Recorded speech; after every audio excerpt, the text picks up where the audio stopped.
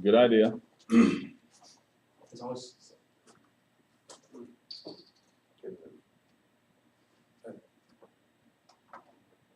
Oh, It's running. Yeah.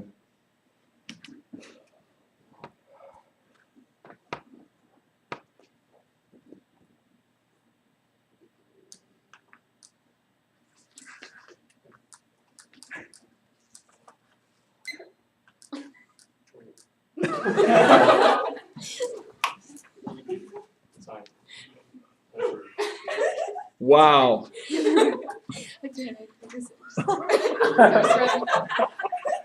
I banned it. It's like Julia's last week.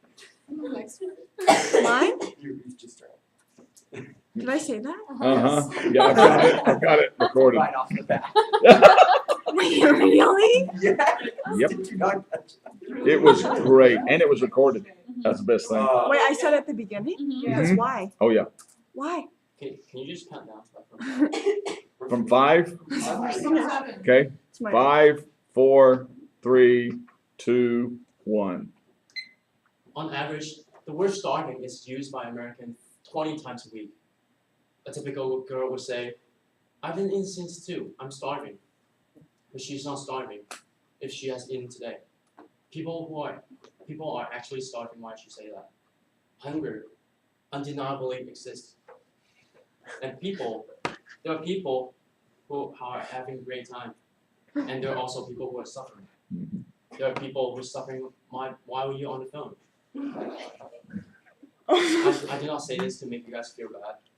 I'm saying it's very effortless to take things for granted. And what I meant by things, I want to take it to another level. And I'm talking about your safety, your rights being an American citizen, and your life. The past summer, I went to Israel to visit my friend. And Israel is a very unlucky nation.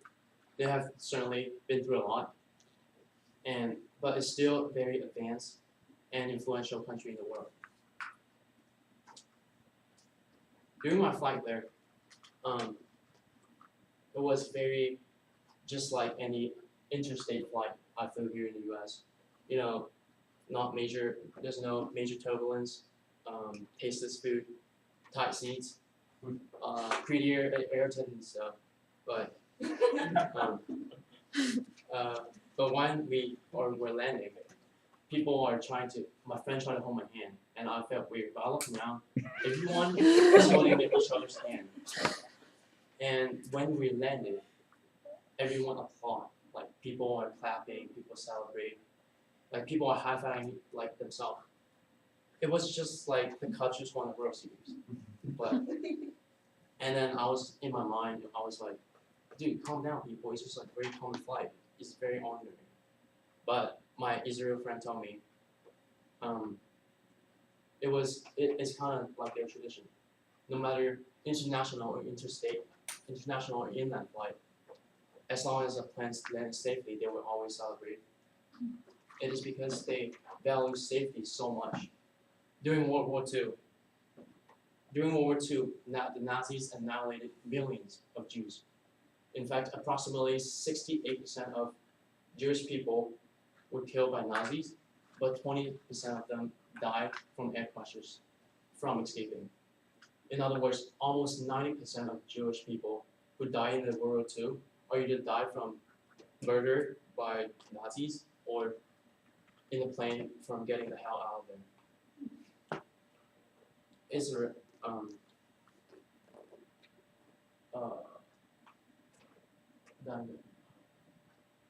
Israel became a nation that has no security, and everything they do today is to rebuild their sense of national security. Because of this insecurity, as a motivation, Israel has become a nation, the top nation of military, national defense, agriculture, technology, economy, business, any area you can think of, they're one of the greatest. And if, maybe not diversity, but if this kind of insecurity is scarred into every citizen's mind is reminded in every moment in their life, then they will not take their safety for granted. I mean, you guys probably don't have to worry about your safety right now, but who knows? Who knows what your president will do, what your president will do? A lot of people ask me, Joey, what's your plan after graduation? Are you going back to China or are you staying here? I mean, if anyone want to hire me or marry me, then I'll stay here. But if I have very low GPA and nobody likes me, or if your president decided to deport all the Chinese, then I can always go back home. One of my Syrian friend heard me say that, and he went, "Wow, I'm so envious of you." Even though today we're both holding student visa, studying in the U.S. We both have another identity. Yours is Chinese citizen, while mine is called Syrian refugee. Syria is a country that's constantly at war. Currently, they're at a civil war led by their government force, Syrian Democrat Force, the rebel groups, and the Islamic State of Iraq. Here's a figure of the total deaths from the Syrian conflict.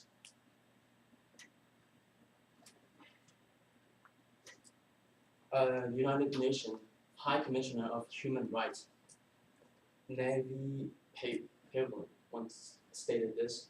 This is most likely a minimum casualty figure, because how they calculate the data is they get data from the armies, from the confirmed kills from soldiers, and they do not count civilians.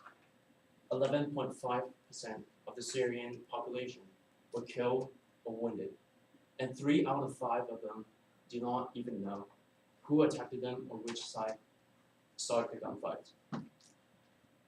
The difference between a citizen and a refugee is if one has the options. A citizen will say, being home is awesome, but I want to explore the world, and I know I can always come back home. While a refugee has to go abroad to a foreign country to study for his and his nation's future. The national power of one country provides its citizens confidence and security. My confidence. That means I do not have to be an elite in a foreign country to gain respect.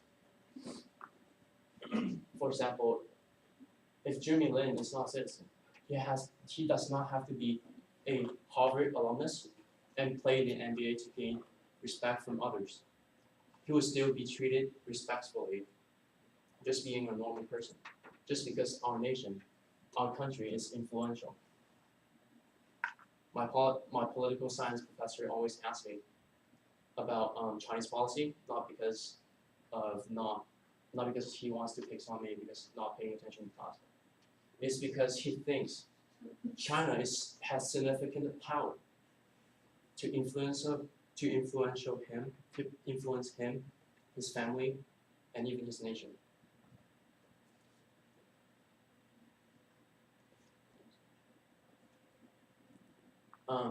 Taking things for granted is easy. So is taking actions. So what can you do to not take your life for granted? First thing is you can volunteer. Help others. Use the staying home is awesome, but I want to explore the world advantage. You don't have to volunteer abroad because money could be a problem. And trust me, like your parents, like not many parents would let their only child to go to the Middle East themselves. Or second, Kiva. Kiva is a non-profit microfinance company that loans out microfunds to locals in over 80 countries. Anyone can go to their website and choose how many they want to donate. Let's say this one, or you can go to construction.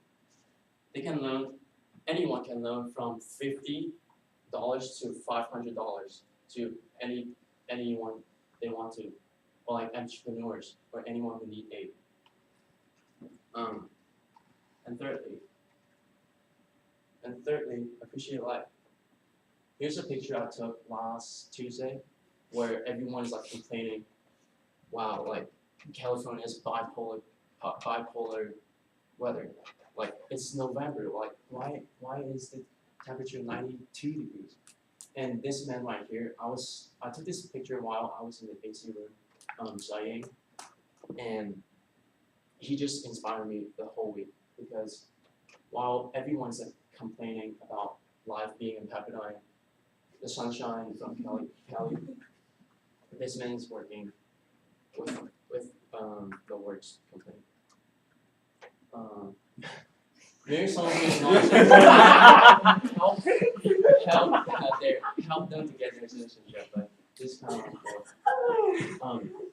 The founder of Taoism once said, "A tiny bit of pleasure you have today is built upon someone's suffering from far away."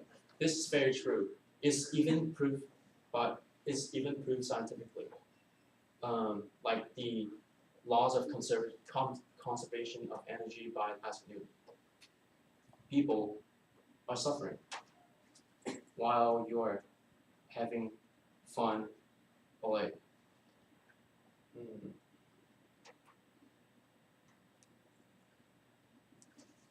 Americans built the transcontinental railroad so quickly because they just let Chinese people suffer to death. America has very less exhausting gas because all the air polluting factories are in China. And even today, we have this convenient, entertaining device because workers who work in factory in China commit suicide because of the terrible working condition there. Do not take things for granted. For the world we're living in is crazy. I mean, it was still a surprise that who's the president right now. Maybe.